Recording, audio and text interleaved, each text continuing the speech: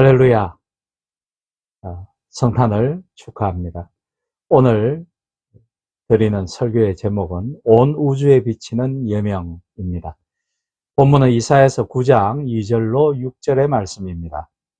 흑암에 행하던 백성이 큰 빛을 보고 사망의 그늘질 땅에 거주하던 자에게 빛이 비치도다.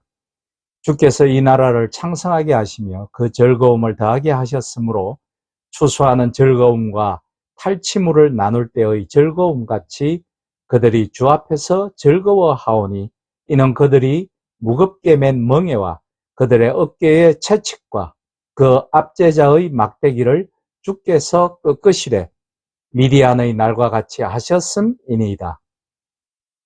어지러이 싸우는 군인들의 신과 피 묻은 겉옷이 불의 섭같이 살라지리니 이는 한 아기가 우리에게 낳고 한 아들을 우리에게 주신 바 되었는데 그의 어깨에는 정사를 메었고 그의 이름은 기묘자라 모사라 전능하신 하나님이라 영존하시는 아버지라 평강의 왕이라 할 것임이라. 아멘.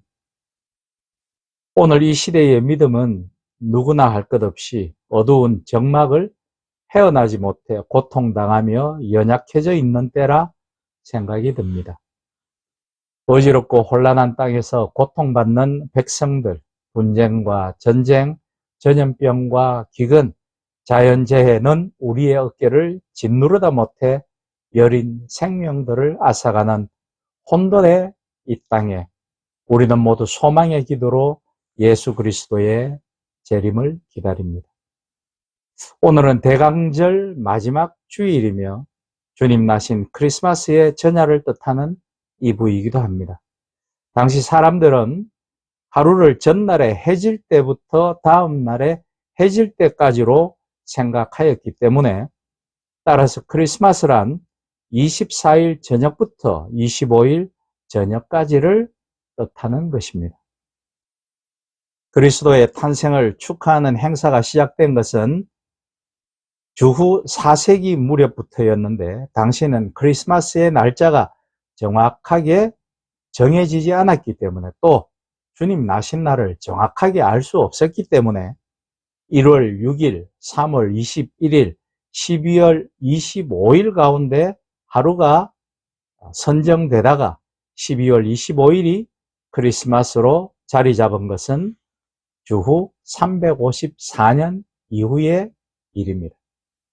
크리스마스란 크리스트와 마스, 즉 메시아와 예배라는 말이 합성된 말이죠. 그리스도께 그 뜻이 그러므로 그리스도께 드리는 예배란 뜻이 됩니다. 바로 우리를 구원하시기 위해 하나님의 아들인 예수님이 아기로 탄생한 날을 예배드리는 감사한 날인 것입니다. 우리는 이 사건을 성육신 사건이라고 부릅니다.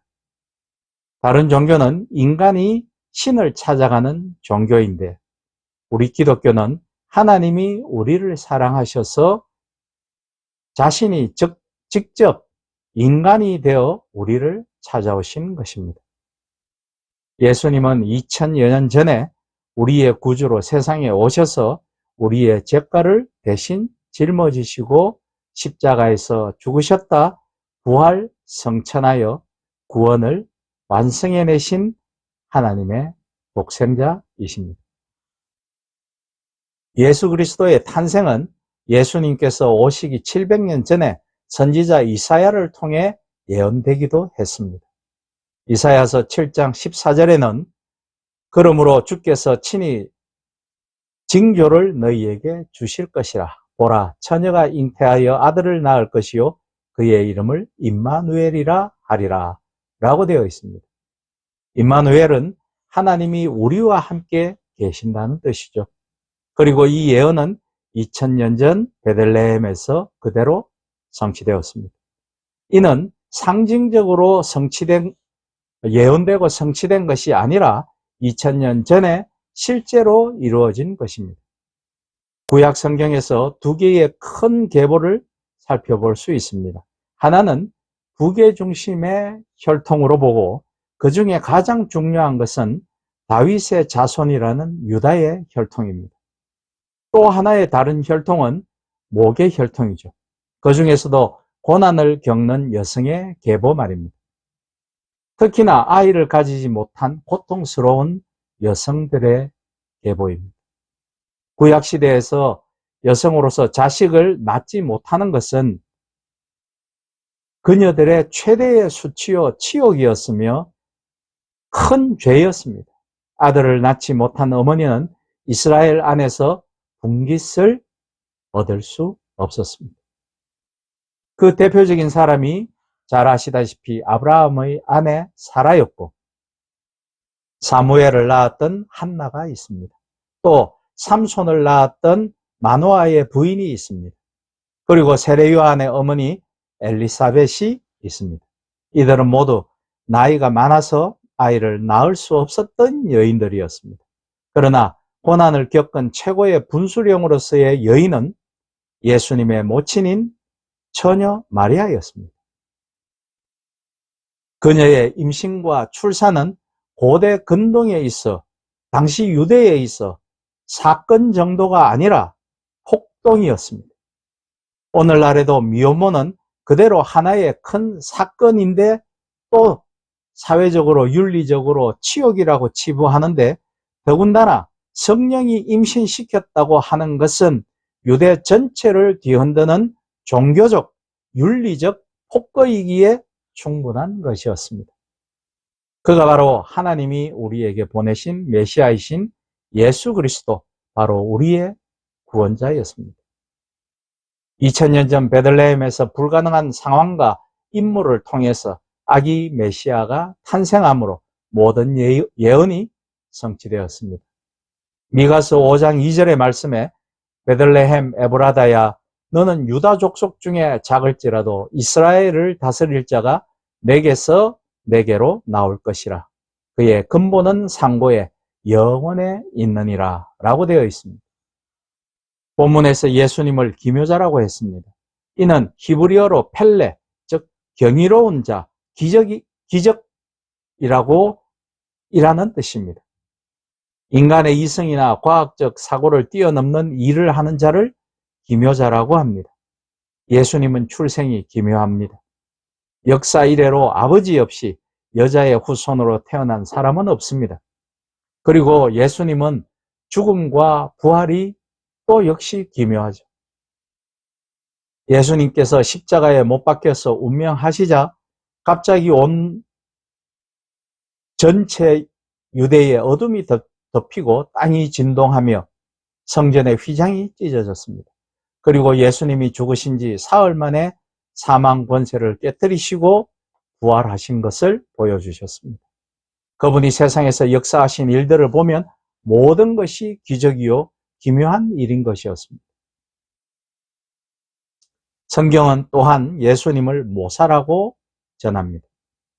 이는 히브리어 야츠, 즉 충고하다, 계획하고 고안하다라는 뜻을 가지고 있습니다. 모사란 남을 위해 지혜를 내어주는 사람을 말합니다. 현재는 이 모사라는 단어가 우리 사회에서 부정적인 의미로 쓰여지고 있으므로 조력자 등으로 번역하였으면 합니다. 어쨌든 예수님이 바로 이런 분이시죠. 우리를 위해 계획하시고 우리를 도와주시는 분이라는 것이죠. 시편 47편 5절에 보면 내 길을 여호와께 맡기라. 그를 의지하면 그가 이루시고 라고 말하고 계십니다. 또 잠언 3장 5절로 7절에 보면 너는 마음을 다하여 여호와를 신뢰하고 내 명철을 의지하지 말라. 너는 범사에 그를 인정하라. 그리하면 내 길을 지도하시리라. 스스로 지혜롭게 여기지 말지어다. 여호와를 경외하며 악을 떠날지어다 라고 말씀하십니다. 그러므로 가정이나 생활이나 사업이나 학업이나 모든 영역에 그리스도를 인정하여야 합니다. 그리스도께 의지하고 그리스도께 기도 드리십시오.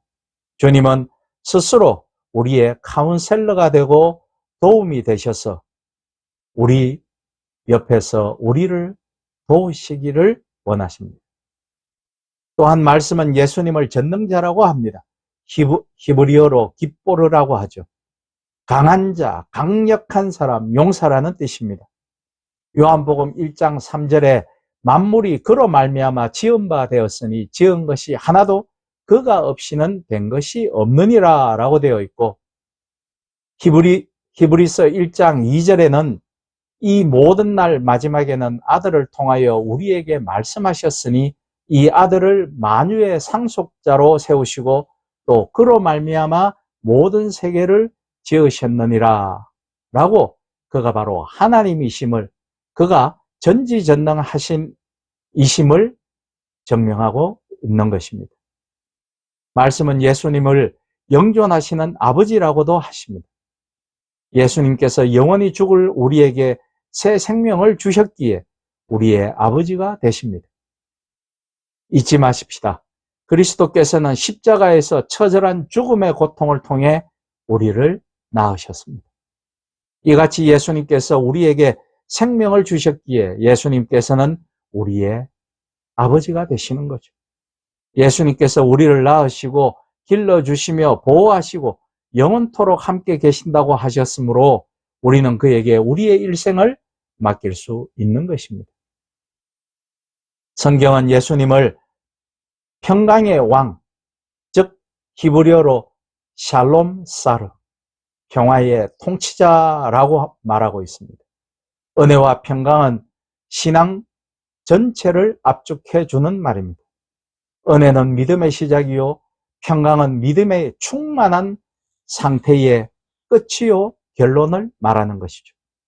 은혜 받은 사람은 결국 평강한 사람인 것입니다.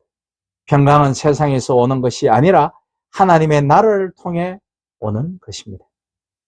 그리고 이사야 선지자는 아기 예수를 장차 심판하실 왕이라고 했습니다.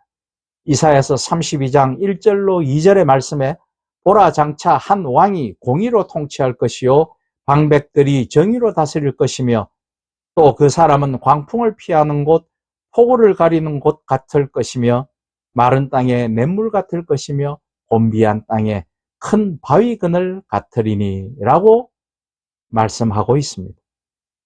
핵을 쥐고 있던, 수소폭탄을 쥐고 있던 인간은 심판자가 될 수 없습니다. 그는 심판자의 흉내를 낼 뿐 세상은 그 창조자의 그늘, 즉 말씀에서 보시듯 그리스도의 손에 달려있는 것입니다. 성경의 하나님 말씀은 유대의 것만은 아니었습니다. 이사야서 32장 2절의 말씀이 저 유대 땅과 역사의 시간을 가로질러 모든 인류에게 허락되었다라는 것을 기억하는 시간이 되었으면 합니다. 칠흑 같은 어둠을 밝히며 가장 가난하고 억압받고 고통스러운 척박한 광야의 땅인 유대에 예수님께서 오시는 것입니다. 그 여명의 움직임이 선지자들과 시대적 징후를 뚫고 모든 사람들에게 전해지는 것입니다. 오늘 우리에게도 그 초림의 감격이 그대로 전해지길 소망합니다. 비록 세상이 어두워 방향 감각을 잃어버릴지라도 우리 모두 주님 안에 있는 용서와 자유, 빛이 주는 위로를 경험할 수 있기를 소망합니다. 우리의 구주로 오신 성탄절을 맞이하여 복된 소식과 은혜가 각 가정에 다시금 임하며 충만해지길 예수님의 이름으로 축복하며 성탄절을 축하드립니다. 아멘.